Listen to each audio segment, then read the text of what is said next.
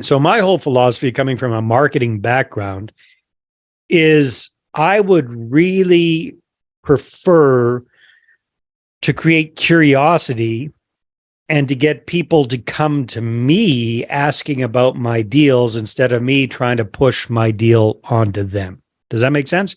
Absolutely. So that's the whole goal of everything that we do, this whole money partner formula thing that I've created over the years, is to create a target group of potential or prospective investors, laser focus on them, and create curiosity. Get them to come to you, calling you, text messaging you, emailing you, booking a call on your Calendly, whatever that looks like. And ideally coming to you already a little bit pre-educated about what it is that you're up to with real estate investing, pre-motivated, pre-qualified a little bit, and even predisposed to invest with you. So by the time you jump on a call or you have a meeting or a presentation with these people, they're pretty much there already. They just want some details around that. Does that make sense, Catherine? Instead of us, because again, I've tried it the way you tried it as well, and hit massive resistance there. So back in the day, I desperately needed to raise some money for a deal. I tried doing what all the gurus told me. Hey, just grind it out, go and tell everybody you know about your deal, cold call people, network schmooze, turn every conversation into a real estate conversation. So I was probably even a lot more aggressive and definitely much more abrasive than you, Catherine. And all that did was basically get me a massive amount of rejection very quickly, helped me to raise zero capital, lose out on that deal. But worse than that, this is a cautionary tale, it actually turned off a lot of really good prospective investors because I just charged out like the bull in the china shop saying, hey, it's Dave. I've got the deals. Who's got the dough kind of thing, right? So there's a much better way to do it, Catherine, that I think will align much better with you.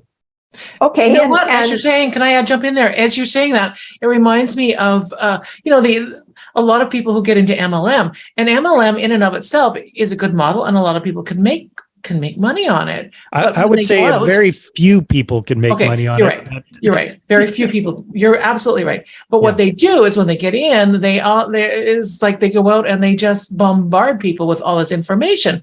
And it's like farming, right? You can throw as much seed on there, and if the ground is hard, and I'm really mixing my metaphors here, but get all biblical on me here. If the ground is hard and nothing gets in there and grows, then it's a waste of time. Yeah, exactly. So it's a matter of, so the way that I recommend that people do this, and it's worked really well for me. But more importantly, it's worked really well for literally hundreds of people since then. We were talking about a few folks before we pressed record here.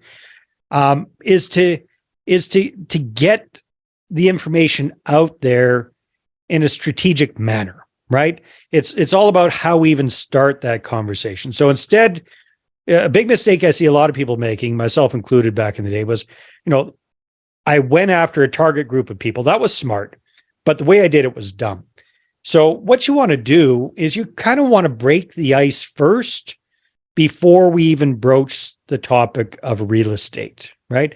So what I always show people is, hey, let's warm them up first. You can do this with a few emails. Let's get reconnected. Let's get the conversation going outside of real estate investing. And then let's give people a heads up that, hey, we're going to do a better job of staying in touch and letting you know what we're up to with real estate investing. And if you'd like to find out more, great. If you're really not interested, just click unsubscribe. And it's that simple. And when you do it that way, when you set yourself up that way, it's a much easier way to get the conversation going.